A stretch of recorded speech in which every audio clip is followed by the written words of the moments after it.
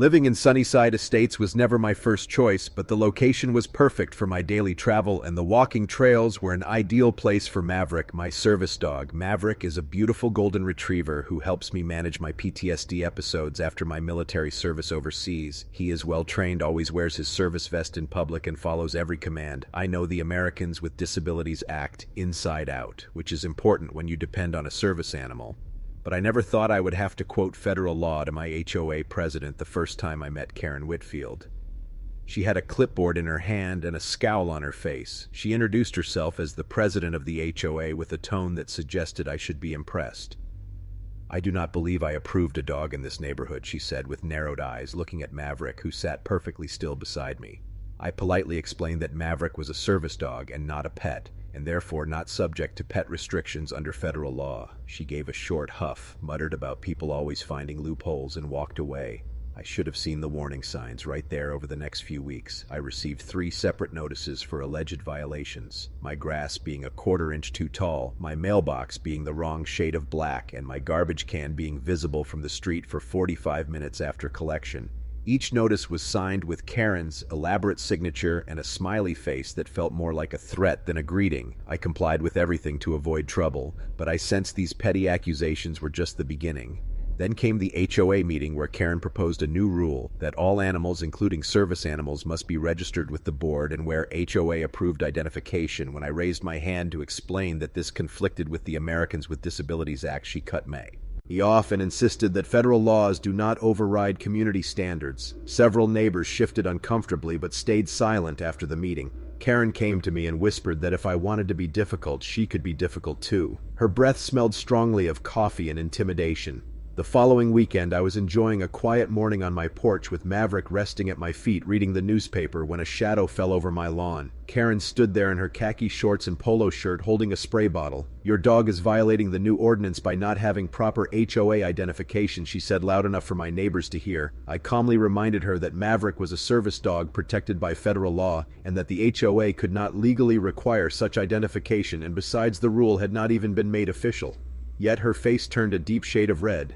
"I am tired of you military types thinking you are above the rules," she snapped, stepping closer to my yard. "If you will not comply, I will handle it myself." Before I could react, she pointed the spray bottle at Maverick and sprayed some liquid directly into his face. Maverick yelped and backed away, pawing at his eyes. I quickly stepped between them and demanded to know what was in the bottle. "Just a little vinegar and water solution," she said with a smirk. "It will not hurt him, but maybe now he will learn to respect authority." I was furious, but years of military discipline kept me calm. I took Maverick inside, rinsed his eyes well, and made sure he was okay. The vinegar mix had irritated his eyes, but thankfully there was no lasting harm. Once I knew Maverick was comfortable, I called the police and reported the assault on my service dog, making sure to state that interfering with a service animal is a federal offense. The dispatcher took my information and said officers would be sent right away. 20 minutes later, 2 police officers arrived at my door. I explained what had happened, showed them Maverick service animal certification and training papers, and pointed out Karen's house across the street. One officer stayed to take my detailed statement, while the other went to speak with Karen from my window. I could see her waving her arms and making faces of outrage, but the officer did not seem impressed when both officers returned. They told me Karen had admitted spraying Maverick, but claimed she was simply enforcing community standards. They informed her that interfering with a service animal is a federal offense under the Americans with Disabilities Act and can bring heavy fines and possible jail time. They also told her that her actions broke state laws on animal cruelty. They were placing her under arrest and asked me if I would press charges. I agreed without hesitation. Karen was taken to the police car in handcuffs, yelling that she would have me evicted and that the whole neighborhood would turn against me. Several neighbors came outside to watch, and I heard one whisper that she had finally gone too far.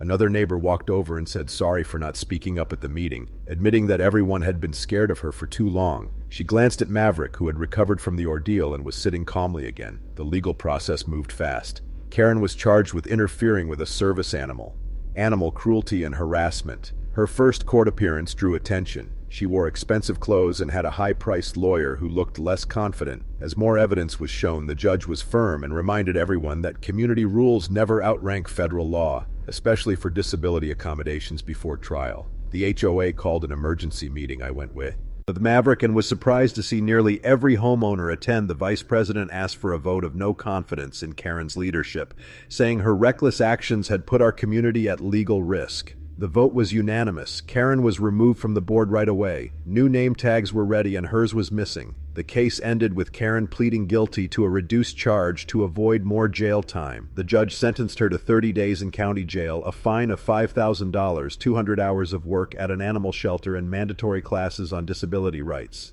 As the sentence was read, Karen's face moved from shock to anger to the realization of what she had done. She weakly said she was only enforcing the rules, but the judge told her the most important rule is to respect the law that protects service animals and the people who need them.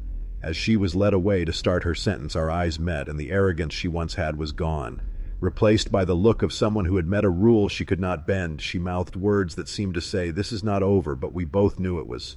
Maverick sat beside me, calm and professional. As always, I reached down to scratch behind his ears, and he leaned into my hand, a small sign of the bond that had stood through a storm and grown even stronger.